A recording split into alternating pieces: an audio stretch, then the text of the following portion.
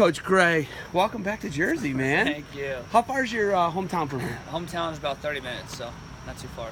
So you actually came down today. You're making a day out of it. Yes, came down this morning from Ithaca. Obviously going to be here for camp, and then head over to my hometown and have dinner with my family and my wife's family. So. Okay. So is your wife from here too? Yeah, she's from Denville, so the town over from me. So you guys are. This is just like a family affair. Yeah. Come on home for a camp, and then stop over and see the family as well. So it's a win-win. Okay. Cornell, obviously, you guys are always looking to reload. One of the best teams in the country. Mm-hmm. Trophy teams before. I mean, I'm always impressed with the product I see. But what are you guys looking for when you come recruit at like C3? Compound College, Combine. What are you guys looking for here? We're looking for the full package. We're looking for kids that are going to get the job done academically and athletically. Kids that are looking to excel in the classroom and graduate from a school like Cornell and move on and do great things in the world, and also win national titles when you're doing that. So that's really our goal. You guys have obviously Jersey.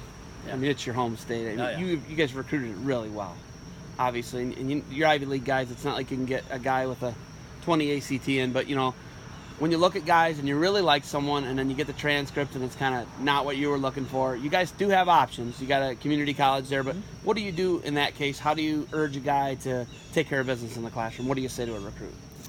We just tell them that they're investing in their future right now. So by that I mean, if they can pick up the slack and work hard and get their GPAs up, then they can enter into a great institution. So just really encourage them to work harder and continue to stay after it in the classroom, and then also work hard and maybe do some SAT prep, some ACT prep to build their scores, because that can help them as well. GPA, your board scores, those are what come into play when you're looking to get into an Ivy League school. So making sure you continue to build and grow in both those areas is huge. Being a graduate, your brother's a graduate now, it's huge. You came through the system. Other two assistant coaches, you're the only assistant coach who's come through the system. Think about that, right? Yeah. Damien's from Minnesota. Donnie's from Binghamton. Yep. Coach Cole's UNC, right? Yeah. So you're the only guy who can actually speak to having the Ivy League degree. What do you think that does for you as far as a coach? I think the biggest thing for me, and especially with my guys, is I can relate to what they're going through, and then that's what I really, I just think as a coach in general, I'm a players coach. I like to think of myself as that. I'll do anything for my guys. So when they're having struggles and they're dealing with 3 tests on one day, and then we gotta get ready for a tough weekend against Ohio State or something. You know what I mean? I can relate with those guys, and I understand what they're going through, and I can try to help them the best I can. You know what I mean? And I'm just really be there for them. So I guess the biggest thing is coming from Cornell and graduating from Cornell, I can relate with the guys and I understand what they're going through, and I can kind of be there for them. Not more than the other coaches, but I can just relate more, which really helps our guys. So you lose Gabe Dean, you lose Brian Rebuto, Nashawn last year. Yeah. I mean, these guys, we're talking about all-time greats in NCAA, man. We're talking some of the best guys ever to win and wrestle in the NCAA tournament. Yeah. How do you guys reload? How do you replace guys like that? Well, I don't think you replace guys like that. I think you just have the next crop of champions. You know what I mean? Next crop of whoever the next one's going to be. And that's kind of like our motto this year is make your mark, in the sense that our team right now has 1 All-American, right? And in the last 12, 15 years, I believe, we've had 4 All-Americans every year. So the trend, right? There's got to be at least 3. We're hoping, obviously. Obviously, we want more, but the trend is to have 4. So who are those next 3 going to be? We have Brandon Womack, and then who are the next 3? Who are the next 4? Who's the next 5 going to be? So that's kind of what we're challenging our guys. Your back's kind of against the wall. People are kind of writing you off in the sense that we have 1 All-American, and this is supposed to be a rebuilding year, but we have the talent in the room to succeed and get to where we want to be. So it's kind of a step up type of year. Like, who's going to step up and cement their name and as a starter and as an All-American and as a contender for Cornell this year. So you got like Jionni's coming in, right? Yep. But he had shoulder surgery, I believe, right? Elbow, right? Yeah. I mean, that's crazy. That's hard to come back from. Yeah. I mean, you lose the people's champ, obviously. Yeah. But I mean, we could talk about that all day. Yeah. But that guy's a performer. That guy's a winner. He's an All-American, right? Yeah. You got young guys that are similar talent levels and hype guys that are coming in. Yeah. What do you say to the young guys like that? You're challenging everybody, but Jionni's got to put up, right? I mean, he's tough and he's a world medalist. He's really good. What do you say to guys like that, and how do you elevate them?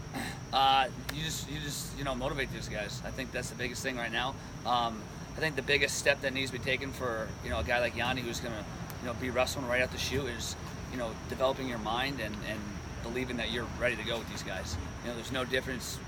Wrestling's wrestling. You were a world medalist. It was cadet level. You wrestled Ryan Deacon, who took second in the world and took third at Midlands last year, and you had a great match with him. Should have beat him. So those are things that can build your confidence, but you just got to believe it, and you got to keep building and continue to work hard.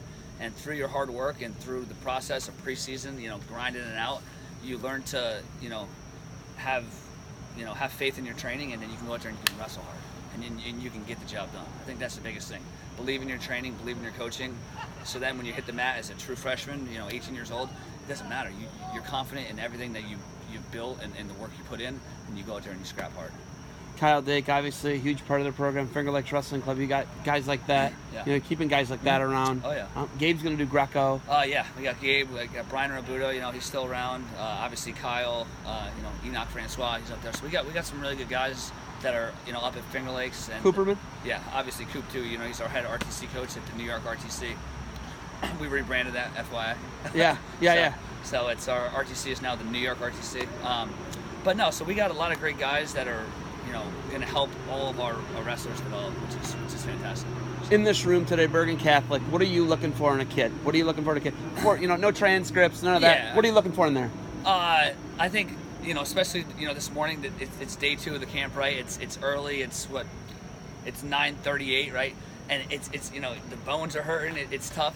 I'm looking for a guy who's really, really focused on the technique and who's actually drilling, appropriately and really focusing on the keys to the technique and just doing a really good job and forcing himself to do the hard stuff, right? It's tough to get up this early on a Sunday, you know what I mean? And you wrestled hard yesterday. It's like the third day at Nationals, at the NCAA tournament.